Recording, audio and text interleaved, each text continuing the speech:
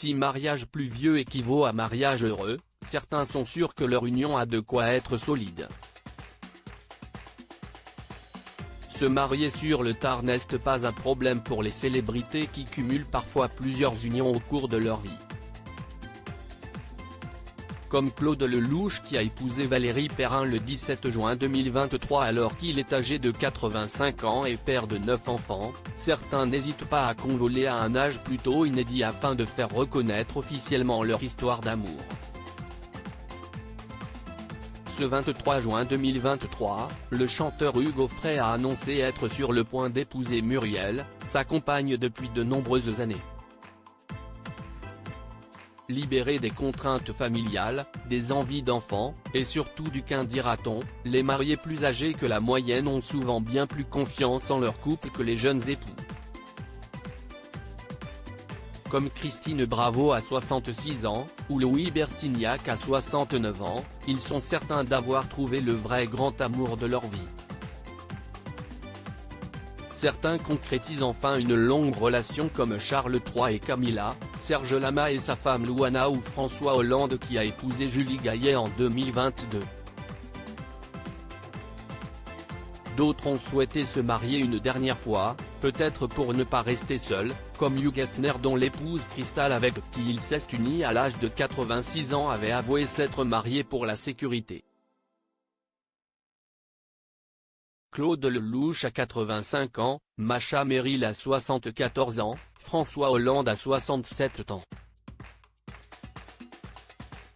Ces couples se sont mariés sur le tard. Masha Merrill sur son mariage tardif avec Michel Legrand, le miracle de ma vie. L'histoire la plus émouvante est sans aucun doute celle de Masha Merrill et de Michel Legrand, enfin mariés en 2014, à 74 et 81 ans, après 50 ans d'intimité.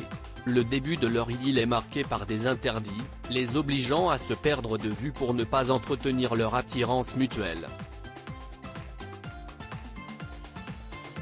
En 1964, lorsque leurs regards se croisent pour la première fois, Michel Legrand a une compagne et des enfants, je savais que c'était le grand amour, sauf que ce n'était pas possible.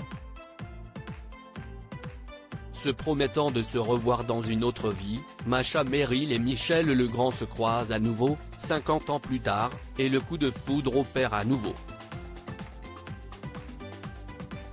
Je jouais une pièce de Didier Van Kovlart qui s'appelle Rapport intime, et sur l'affiche je montrais du doigt le photographe. Michel a vu cette affiche, et c'était formidable parce qu'il est venu me voir le soir même au théâtre, on a dîné ensemble et il m'a dit je t'épouse.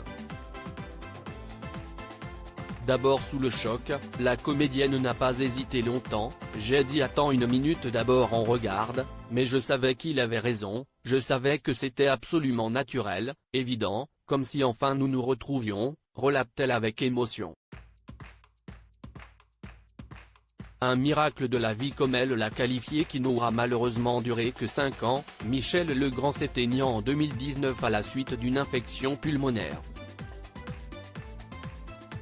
Sur le plateau d'On n'est pas couché sur France 2 en 2019, elle s'était confiée avec douleur sur la perte de celui qu'elle considérait comme sa moitié, il est en moi, je suis lui. Crédit photo, droit d'auteur DFI plus PPX KCS Presse.